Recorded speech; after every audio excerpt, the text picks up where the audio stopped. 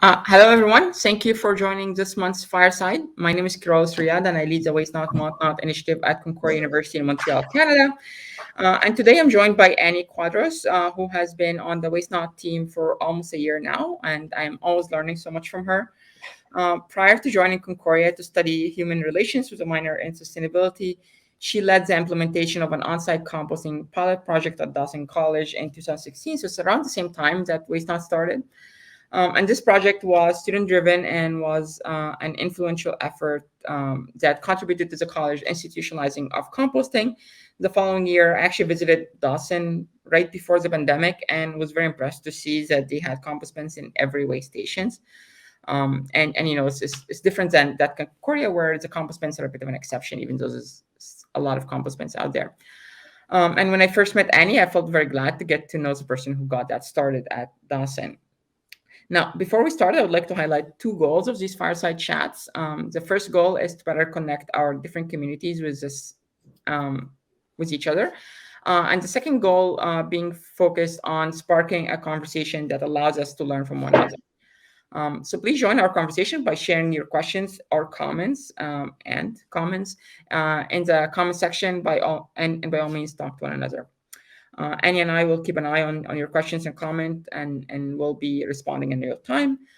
We would also like to encourage you to reflect on your own situation and think about the following question. What positive change can you drive in your own community, and how can you make that happen? I invite you to share your thoughts on that question with us and with one another in the chat. And without further ado, let's begin. Annie, maybe you can start by talking a little bit about how your project at Dawson started and how it progressed. All right. Well, first off, thank you, Kiro. It's a pleasure to be here. And thank you for the warm welcome. Just going to go out and Pleasure. just say it. Thank you I'm for a being little here. nervous. Sorry? No, thank you for doing this. It's Oh, awesome. sorry. I got worried that you couldn't hear me for a second. Yeah, this is my first time being featured on a Fireside Chat, even though I help coordinate a good part of them. So it's interesting being on this side of the screen. Before I answer your question, I do just want to say that when I first joined Waste Not Want Not, Kira and I did have a special affinity because our passion projects were both very much in line, both being student driven and focused on composting on campus. So, with that thought, we kind of thought it would be interesting to share both our experiences through this candid conversation in hopes to inspire other students to make change with their community, but also to kind of help point out some resources that might be available to them if ever they're interested to invoke social change. Right. So, to give you a bit of context to our project that we started at Dawson, I'm just going to share my screen to give you a quick little overview. So, it started in 2016, and how it started was that we were approached by the gardening Dawson's Gardens group to buy these rotary compost bins because they didn't have a budget. At the time, I was a part of the student union, and even though this was a group that was organized by the administration, we weren't able to give funding there. So we kind of created so sorry. We created a student project that was very similar in line that could have use for these bins. So that way we could purchase them. So we had about 3 bins like this, and the whole intention with the project was that we would set up compost bins within different family-like departments, and we would have some of our volunteers collect the bins on a daily basis. Um, we had a composting center stationed in the cold room of the cafeteria fridge. And what we did with that was that we would also not only collect from those family-like departments, but also the food scraps that they would that would otherwise go to waste from the cafeteria. And what we did afterwards was we'd have our volunteers, our lovely volunteers, collect the scraps, weigh the bin, break it up with some tools, and then they would add it into the rotary compost bins. It was a whole student organization affair, I guess you could say, because there were so many students that were involved with this. We had volunteers working every day to pick up, and then 3 days within the week, we would have students breaking it apart, adding it to the bins. And here you have a picture of one of our volunteers, Gabrielle, putting the waste Annie, I inside, and think your myself. screen is not shared. It's not sharing? No. Oh my God. Sorry. Oh, it's okay. Oh, I'm so sorry. Like I said, this is my first time being on this end of the screen, so it's a little It's okay. it's a little crazy sometimes. So I'm just gonna back Sometimes up when I'm on reading the it. introduction, because I'm not looking at the screen, I also miss what's happening. I think before we had the we forgot to add the guest to the screen. So these things happen. So just to give you a going back a bit, over here is the compost bin that we had within the family like departments. Hmm. And then over here you have some of our volunteers breaking up the mix, adding it into the bins. And I think I have one more slide. This was actually our finished product of the compost that we had collected for one of our And I first. see there's a second composter in the back. It's Yeah, not we one actually had compost we got here. we had three large ones and then one smaller bin. Oh, wow. So we were able to compost all of fall 2016. In the winter session, we had such gusto from the community, whether it be students or even teachers, administration, asking us to input bins within their own departments, that we had such a high volume that we weren't able to keep up with in the winter, that we had to purchase more large bins from Compost Montreal to pick up because it was a service that wasn't at the moment institutionalized. Yeah. So Um, even though it is you had your own like 3 or 4 composter, you didn't have enough. The volume was still too much that you had to get like an outside help. Exactly. Yes. Even during the fall sessions when we were able to use the rotary compost bins, with the compost we were collecting from, I believe at the time it was like maybe 34 bins that we had stationed around the school. With those bins being collected on a daily basis, as well as the products we were collecting from the cafeteria on top of their coffee grains, the volume was so immense that like almost half of it we had to send to Compost Montreal because the coffee grains itself Yeah. um, were an enormous amount.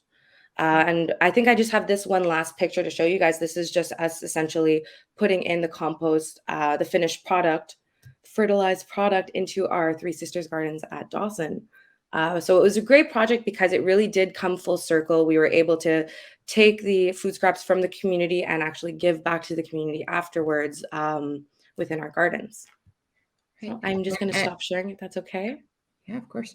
Thank you. And I just had like a quick follow up. So the volume was so big because there were more demands from professors and administration. So you were mentioning that you were getting requests from them to add new compartments in there where they eat, I guess, or where they Exactly.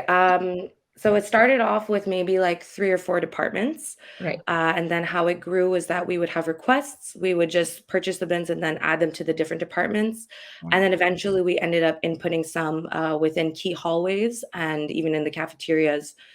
And next to the main bin that we had outside, what ended up happening was we added in a larger bin, like a depot bin, so that way people within the community could bring their own food scraps from home.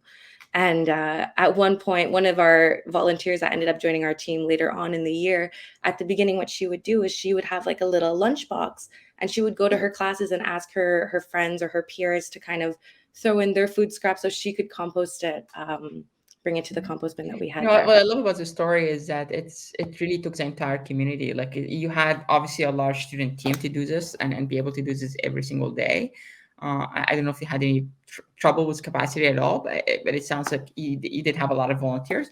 But also that the administration and the professors were also engaged in asking them because one of the concerns, at least that we've been told when we were trying to increase compost bins at or have compost in public areas at Concordia is that the community would resist them because they were worried about smells and rodents and stuff like that, which are, I would say, are inaccurate misconceptions, but they do exist nonetheless. Mhm. But I mean, what we have experienced, and it sounds like you had a similar experience, is that people didn't resist them; they were actually demanding more and more and more. Um, Well, there was a nice mix. There was, in all honesty, there was a nice mix. I was fortunate to have a mentor at the time that very much motivated me to kind of just say, like, don't wait for this to be rolled out by the administration. If this is something that interests you, just go for it. Show yeah, them that it works and show them that there is a demand. yeah, And so when we started off, we were just working with the cafeteria initially. And then from that point on, like we wrote an official proposal. I was able to have my mentor Chris Adam vet it to kind of see like where we can ameliorate the risk assessments to kind of have it run smoother. And even though we did get emails complaining about the smells or the flies that were happening with the compost bins, what we just did was we were trying to be proactive. We would check the bins more frequently, maybe twice a day. Um, and aside from that, what happened was, like, once we kind of worked with the cafeteria and then we wrote out the proposal for the other administrations, we started small. And because it was small, we were able to kind of address the problems that came up right away, and the Right. team was building. So once we did expand, it was something that was within our capacity. Right. And you I hope mentioned that your mentor. Sorry, I Yeah, get very intrigued. I know I'm going a little bit off track. Well, it's not all good. necessarily off track. But I also found that it was very helpful to have a champion who is able to make things happen. And in our case, I'm very thankful for Raja Kode, who's a former VP services at Concordia, who really, made this happen. Like, it would not have happened without him. And even though there's a lot of resistance, institutional resistance to our work, he made it happen. And I know that you have had a similar champion for you at Dawson, and Mhm. maybe you can speak a little bit about your experience with that. And With my well, Chris mentor? Adams. Yeah, well, Chris Adam was in charge of the sustainability office at the time, and it was something that he had been working on as a concept living campus, is this idea of connecting students with the community and nature all together. And this was a project that he was working on for the past 10 years. And then when I came into the student union, it was around the same time that his position became official. And so it came at a great time where we kind of said, like, listen, this is clearly a change that we need to make. Let's, instead of work independently, let's work together and see how we can kind of facilitate the process together. Because as much as this was something that I rolled out, he was a very big influence in the success of this project and lobbying and kind of pointing out to the administration that this is a movement that, if we're not going to do it, the students are going to keep doing it. And at the end of the day, this is just to our benefit to kind of make this an institutionalized practice, because, it's, the planet's not getting any healthier anytime soon. And this is definitely going to help, right? Yeah. Yeah. No, Yeah. I mean, honestly, like, with institutions like this, there are always a lot of gatekeepers that just try to um, not rock the boat, kind of thing. But Mhm. just having those champions that are willing to drive change, and almost protect you from the system, so that you're able to do the work without, without exposed to, um, at least without struggling as much with the gatekeeping. But I wanted also, you mentioned that that's the senior union, and your position within it. And I also reflecting on my own experience, because we worked with the Concordia Senior Union here, like, the honestly our champions. And I wanted to know how big a role that played in making your work happen. Being part of the senior union or working with the senior union. I don't know if you want to reflect on that experience a little bit. Yeah. I'm not going to lie. It gave me a lot of resources to be able to utilize with a lot of ease because I was a part of the student union. So how do I say this? When I joined the student union, I was given a budget to work on sustainable projects, and Right. I felt at a loss because I didn't know where to kind of like apply this. We did have a special projects funding available to the students for any project. And one thing that I kind of proposed at the time was creating a sustainability projects special funding. So that way we can very much just utilize the funding that was allocated for sustainability projects for these projects. Unfortunately, within that time, no one had applied. Um, but what we ended up doing was, when we were approached by the gardens, we used some of that money to allocate for this project. Right. Um, I think for the rotary compost bins, which was our main expense, ended up costing us $3,000. I think that had I not been a part of the student union, it wouldn't have been as much of a fast tracked process. Mhm. However, the resources were still available. Had I been a student and I had applied, not being a part of the student union, I would have been able to get that allocated funding. Right. Um, it did. I don't want to say that it was a bit of an easier process for me because I did have connections and I knew who to talk to. But these are resources that the student union is able to point people in the direction of saying, like, this is the person that you would need to get the AOK from plants and facilities. You would have to talk to this steering committee. Um, so whether it be like the resources directed to you or the fact that I had them, it did help me. Right. But I did want to just confirm that those resources were available to other students as well. Yeah. I mean, honestly, like, I like, money has never been the major problem for us, or even a major problem at all. Um, it's really about knowing how to navigate the system, and then for me, it helped that I've been at Concordia for 12 years. I've done my undergrad, my master's, and my PhD here, and so I know where the resources are, and I feel like a lot of students don't necessarily know how to navigate Mhm. and how where to find the resources, because there's quite a lot out there, and Mm. I feel that maybe it sounds like by virtue of being part of the student union, you were at least aware of the resources that are available. Mhm. But I Um, feel like it goes without saying that for all students within their own communities, a student union is the best place to kind of start off with, to kind of inquire about these resources and funding opportunities. They could definitely help as a directive. But with Concordia being a larger institution, sorry, there are a lot more pocket umbrellas, if you will, or even different organizations within it that do provide funding.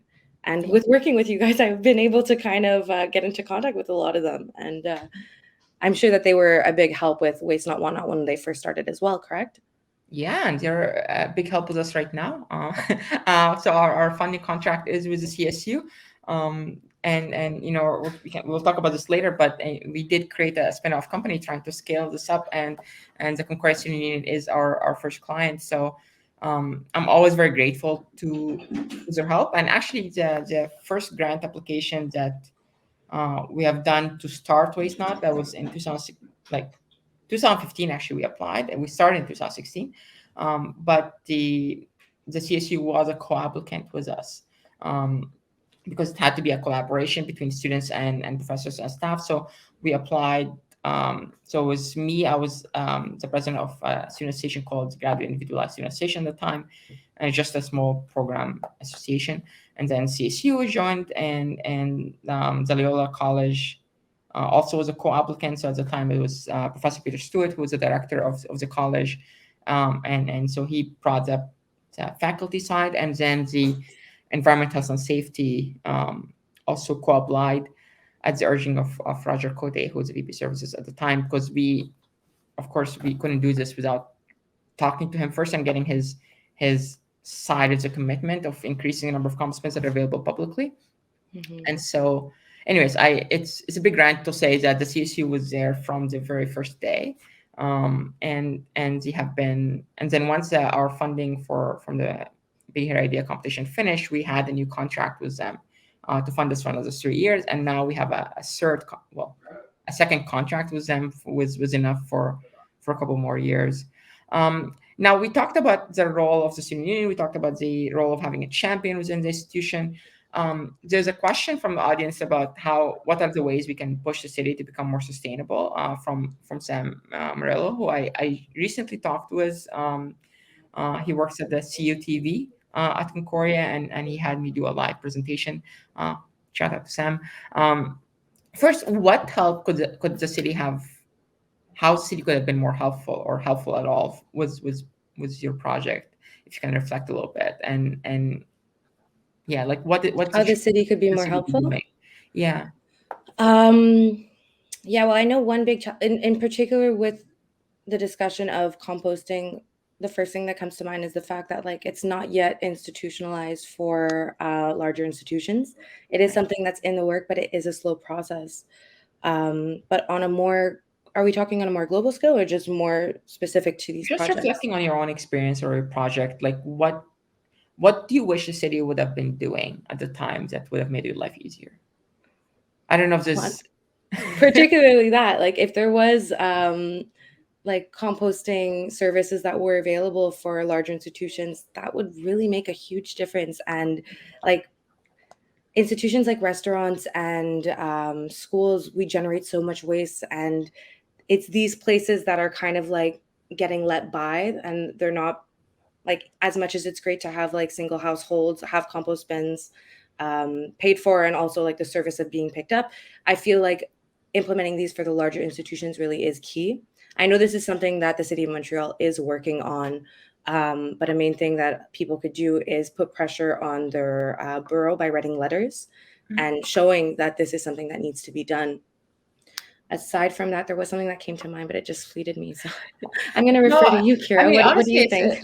I completely agree. Like it's at the end of the day, like collecting composting from public institutions should be I feel should be part of what the municipality does. I mean, one of my pet issues with Concordia, and this is where I get a lot of trouble, is the fact that the organic waste that you collect at Concordia and compost bins get shipped all the way to Ontario to get composted, which is Mhm. 140 kilometers away. And Concordia started, like, composting at Concordia started the same way that it started at Dawson, where a student field of group called Sustain Concordia bought an industrial scale composter, and they gave it to the university. So they bought it with student money and they gave it to the university, said, we give you this composter as a gift. Please take it, collect the organic waste from campus, and use this to compost on site. So we're actually the first university in Quebec to compost on site. And I was very happy to learn that, from your stories, that Dawson has also started as an on-site composting project led by the students. The problem is that the university was not committed, and they accepted the awards for being the first university in Quebec to compost on site, but they also broke the machine, and so they Yeah. didn't maintain it properly. Like you guys, the composters, I'm guessing some of them at least must be still be working at that site. Yes. Well, the fact that they are manually operated, so Right, there's no like mechanics into it. You just have to close the bin up, add some wood chips, and then just rotate right. it. So Because it they're is a not lot easier to broken. me. Beg your pardon? They're not broken. No, Okay, no. but But see, at the this is, same, sorry. Go ahead. no. Go ahead. I love your rants. No, just finish your sentence, and I'll continue ranting. It's a lot easier to maintain. How frequently it is used currently, I can't confirm. It's what happened was like that was a project that started off with it being on the main focus being operated on campus, right? But with the high volume, and what ended up happening was that was my last year at Dawson, and so Okay. I ended up staying the following year to facilitate um, within the gardens, working in the gardens with volunteers the following summer, and part of the task was taking care of the compost bin. Mhm. However, at that point, because there weren't as many people around the college during the summer session, it was something that we mainly used for garden scraps. Okay. And so I can only assume that with the volume and everything being more institutionalized, they ended up taking out those kitchenette compost bins and only left them in certain family like departments. Aside from that, in all the hallways, they have like flush bins that are like compost, recycling, and garbage that are maintained by the janitorial team. So Right. I'm not sure to what extent they are still using them, which is also kind of like a little unfortunate. It just goes to show how much student power really can keep a momentum, but at some point there needs to be that will by the students to keep it Yeah. going. But the point I was trying to get across is that, as a student, you're operating the composter. You didn't break it, but somehow the Mm. university broke the composter machine, and they are supposed to be professionals. But that's fine. Things break, and that's okay. But what happened after that is what I have a problem with. Is the organic waste that were collecting, they just start sending to Ontario to get composted. Even though there are local options, we're actually the only university in Montreal that does this. It does not compost locally, because every other university uses Compost Montreal, which is also what you've done at Dawson. And right now, I know they're also still composting with Compost Montreal. So they've been doing this for the past 5, 6 years with no problems. And what that translates to, like, all this amount of transportation. First, you have to know that one of the reasons you compost is to reduce the greenhouse gas emissions, right? And so when you transport this far, what happens is that 13% of the greenhouse gas emissions you save because you're composting get re-emitted back again because transportation involved in a process. So it makes no sense, especially when Compost Montreal is 5 kilometers away from where we are, at downtown, and Lille is actually right in the middle between them. Mhm. So anyway, so With the this is my financial rant for the incentive, day, huh? yeah. Well, But I was this just is gonna say like, sorry, no, go ahead. the incentive, like as much as it's unfortunate, there's not a proper incentive to kind of make it a priority, to kind of search more locally with the Yeah. financial cost. It is expensive, and I could only assume I'm not as aware of the numbers as you are, but like with traveling that far, it must be because there is a benefit in some sense financially that it's less expensive for them to send it there. Maybe Could be. I don't. When I was Oh, talking wait. to your folks at Dawson, what you said is that their right now it costs them less to compost than to send to landfills. At Concordia, because we also scan, I mean, this is what they've said, that they've never really given me the numbers. But when we collect data from Concordia, we actually scan all the invoices. And at Concordia, it costs $300 per metric ton to send to compost. Um, it costs $150 to send to landfills. It's actually twice as expensive to compost. So based on that and based on what Dawson's saying, it's like, there should be cheaper options. But this is not the reason I went in all this rant. Is going back to Sam's question, is that the city should be like, one big help is that the city, the municipality should be doing this organic waste collection Yeah. from And all institutions, not just Concordia.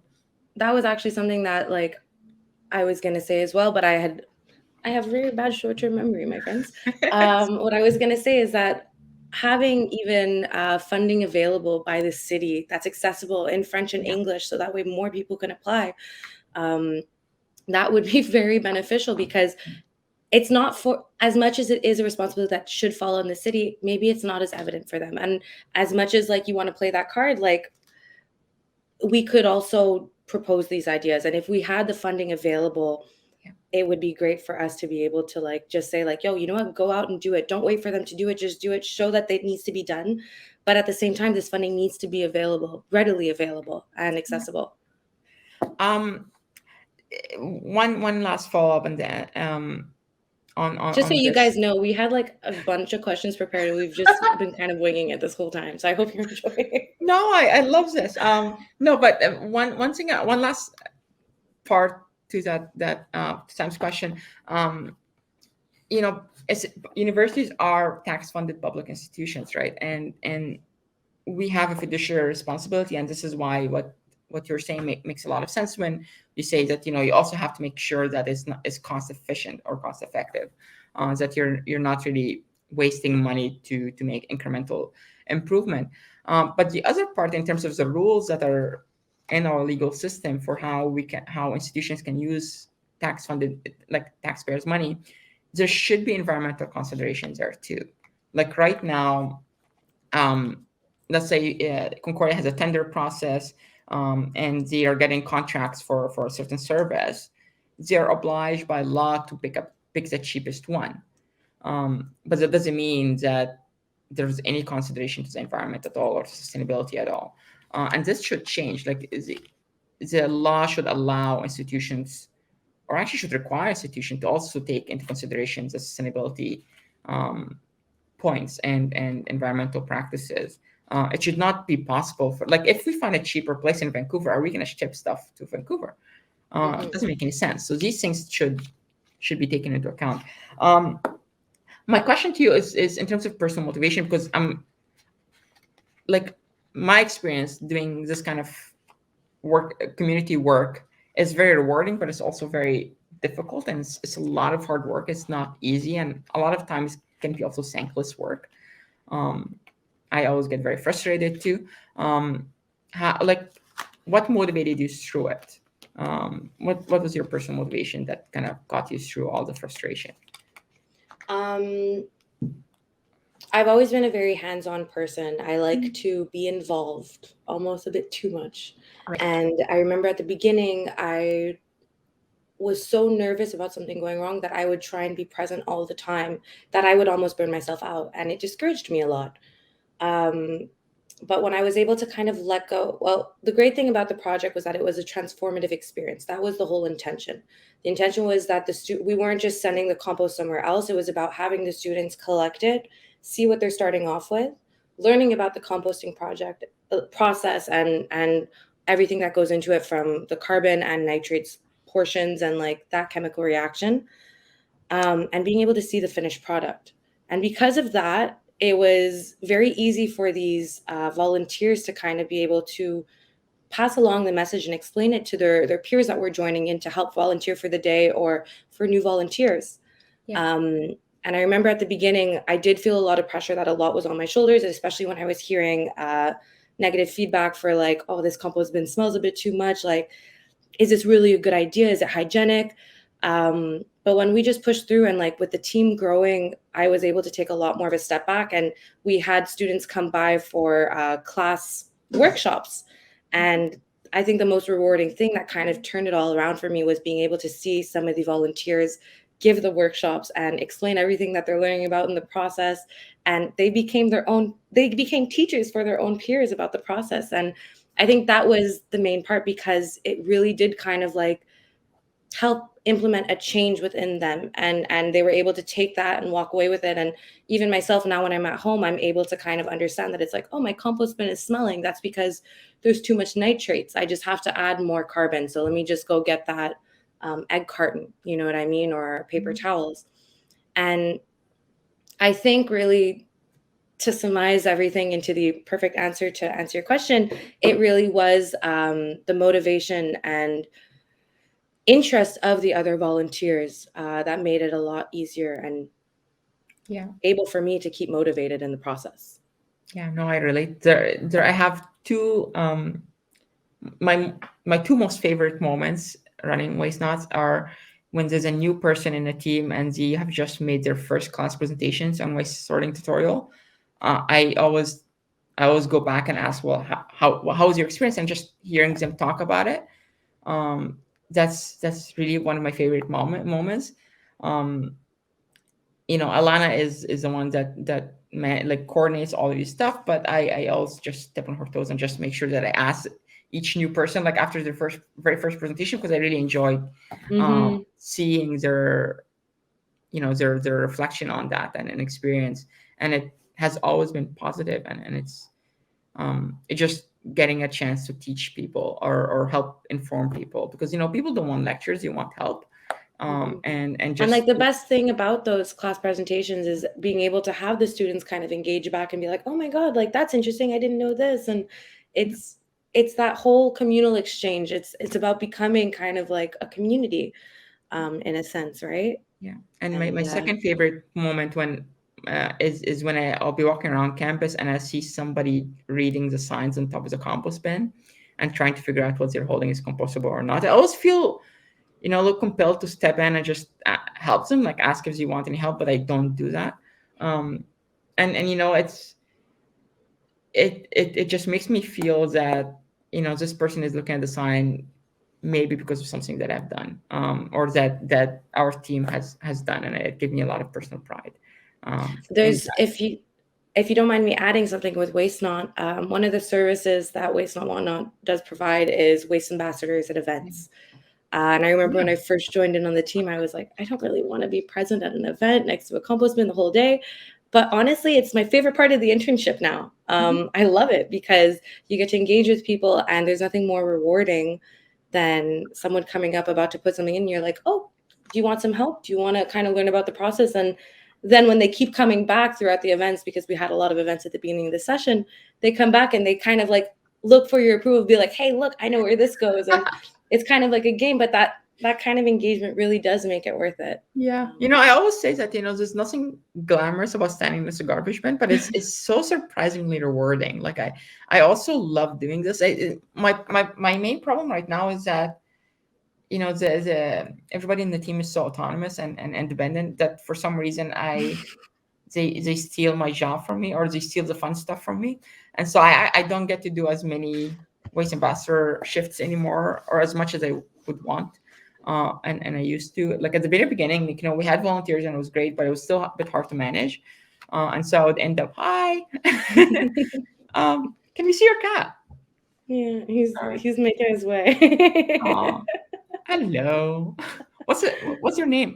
His or her name? I can't His remember. name is Carl. He's Oh, got hi, beautiful Carl. blue eyes, but he just wants to be in the center right That's now. fine. Um, but yeah, so I mean, at the beginning, I used to go to a lot of events just because, out of virtue of not having enough capacity in the team. But now, um, other people take those shifts, and so there's not enough for me, which is a bit annoying because then you guys do all the fun stuff, and I just deal with the annoying stuff. Um, but yeah, We but have it's an event on Saturday that you can go to for the waste ambassadors. yeah, it's also going to be our. It's in November 6th. Yeah, yeah, yeah. It's actually going to be our first off-campus event. It's going to be at an hotel, and I'm very excited about that because we've never really. I mean, we have done it once. There was a festival. I want to say an Indian food, no, Asian food festival a couple years ago. It was before he joined, and that was really the only time when we did something off campus.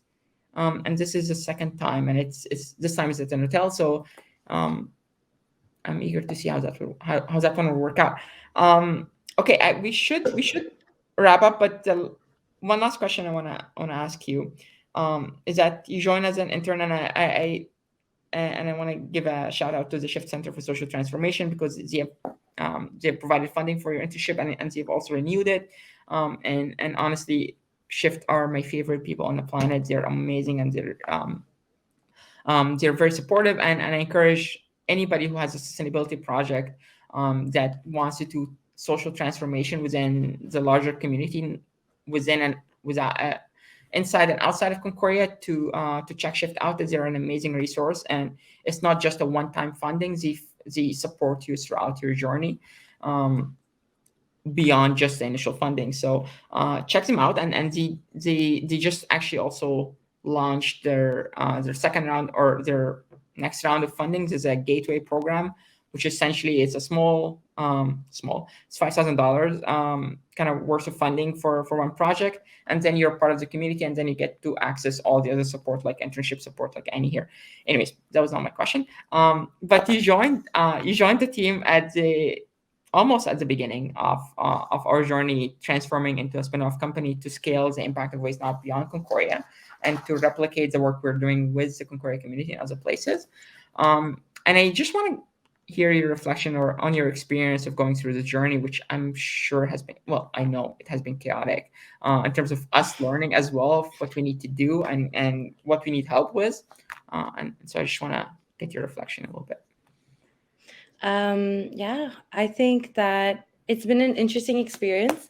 Um, when I first started off, it was in January of this year, and because we were still working within the confinements of Concordia, it was kind of a lot easier to kind of partake in a lot of different projects all over. And our team was a lot smaller. So the communication was a lot more succinct. It was a lot easier to kind of connect all together once a week. But with the expansion and everything, the great thing is that our team is growing, and it's evident that the services are, we have to grow because the services are growing, and our scale is very much going at a successful rate, I would say. I think that there has been periods of adaptation where we've had to sit down and kind of refigure out our priorities, which has definitely helped. I think the best thing out of this whole experience was being able to work with a team that is very understanding and kind of able to facilitate fluctuating work loads and schedules.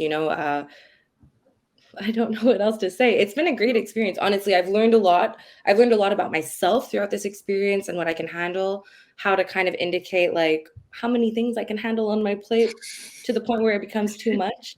Yeah. And I'm very grateful that you've never made me feel bad when I do kind of reach that limit sometimes, and also how quickly it could change from one week to the next, how much it could seem like a lot, and then afterwards, as soon as one thing's off your plate, it's like, oh, I have time for all of these other projects. And what I kind of enjoy right now, being able to kind of be very polyvalent within the team, working on different projects, is that I never get bored. And what's great is that everyone is able to give 100% in whatever they do. Yeah. There's always something new, which I think is the struggles that I have had in terms of making sure that people writing job description is we don't really, I mean, we write that at the very beginning, when we announce a position or whatever, but it's always changing, and just trying to figure out who's doing what, and sort of drafting almost each person's portfolio has always a struggle for me, just because I never know what to expect, and our needs are always evolving, and that's why our team is growing. But also, I think your portfolio has changed quite a few times, because our needs changed as well, and also we got to learn about your aptitudes, what are things that you really like to do, and you get to enjoy, you have enjoyment from, and what are things that you don't like, and maybe somebody else likes, and things like that. So it was a learning experience for me, to get to work with everybody in the team. And if you would name one thing that you feel you have learned, um, what's the most valuable thing that you think you have learned? Sorry, I'm putting you in a spot there, but I'm just very curious. Um, I would say there's several different I have a lot of takeaways from this experience. The main one that's really helped me is being able to kind of like with my experience at Dawson, I was really excited about this internship because I had experience Mhm. piloting a project. And I remember initially when I first joined, I had a huge challenge because there was a point where I had to accept the fact that it's like, this is not my project. I'm facilitating a project, but this is a project that is already created. Um, and I've always been someone that I'm able to give my all if I'm able to take ownership in it. Mhm. And so I felt a bit of a challenge initially, but then very quickly on, I think it's amazing how you are so open in sharing your project and allowing other people to make it their own. And at first, I remember I was very hesitant in giving suggestions because I didn't want to sound overbearing or too pushy, but you welcomed all of my feedback and input. And I think that was great. And it allowed me to kind of be able to find a nice balance of being able to contribute to a project without kind of stealing the show and making it my own. So that was one of the big takeaways that I had. I think another takeaway was being able to kind of feel at home with the team and being able to trust the fact that it's like if I'm having a overwhelming day, I can just be honest with you guys and I won't kind of get negative feedback, you know? Mhm. And the last biggest takeaway I think is like being organized and also learning about grant research. This was something that I had no previous experience in, but very quickly, very quickly, and early on in my internship, did I have to learn. And I was given the proper resources to kind of help guide me there. Mhm. And with a few successes along the way, I feel like a lot more confident in that, in working in that kind of domain. Yeah. And this is what I love the most about working with you is that you really take ownership. And this is something that I've been looking for in the people that I work with. And everybody I've worked with has been wonderful. But there are times where, I feel like I would have to tell them everything that they need to do. And that has never been a thing with you. Like you always take ownership and you always um, take initiative. And I really like that in people because then not everything is going to be in our shoulders, right? Like we can count on you and we can depend on you, and that's an amazing skill to have. So really appreciate everything you do. And yeah, on Thank advance, you. we keep doing this. Yeah. um, Maybe you guys are looking for a really nice internship. Check out Waste Not, Why Not. Wonderful. But well, with that, I think we should wrap up. I think we went way over time here. But thank you very much, Annie, for doing this. I've been actually trying to make this happen for a long time because I'm very inspired by the work at Dawson, and it's such a coincidence that we like both Waste Not and your project at Dawson started at the same time. We both started in 2016, and just to see how far both projects have gone and how similar the two journeys are. Like what we're doing is not rocket science; it's replicable, and this is what gives me a lot of confidence is what in what we're trying to do at Enough is that your project is an example that if we go through the same process that we went through at Concord and other places, it would work. And we don't even have to be there. Somebody else can just start it and initiate it, which is exactly what happened in your scenario. And you didn't need to even look at Waste Not, or it was the same journey no matter what. And um, you had that progress and you had that achievement. And right now, when I visited, as I said, the compost bins are everywhere. They're in all the stations. There are no stations that don't have compost bins, and I think that's wonderful that it was really embraced by the institution.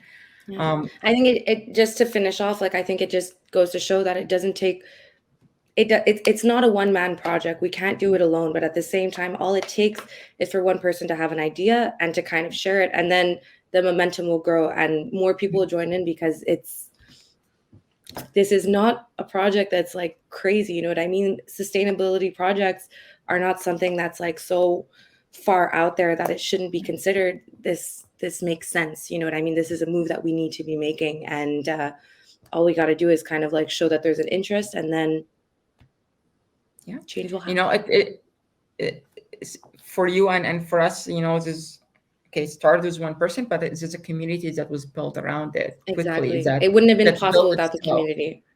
Yeah, Yeah. in your situation, the professors, the administrators, volunteers, they all came to you. They all came and asked for more compost bins, right? And so like the community builds itself once there is a credible effort to Mm. do this. That is a person who's motivated and passionate, and is not, and is a champion within the institution that's protecting them from the system and gatekeepers and all this stuff. And you were able to navigate the structures to find the resources and the student union and all this stuff, and then the community builds itself, and then you have momentum that's really really hard to stop. And I think that was also the same situation here at Waste Not. And so thank you very much for sharing this story. It's very inspiring, and I hope it inspires other people to take initiatives in their own community. And going back to the original question, I hope people are reflecting on what it is that they can do within their own community and how to make it happen. So thanks again, Annie, and enjoy the rest of your day. Thank you everybody for watching.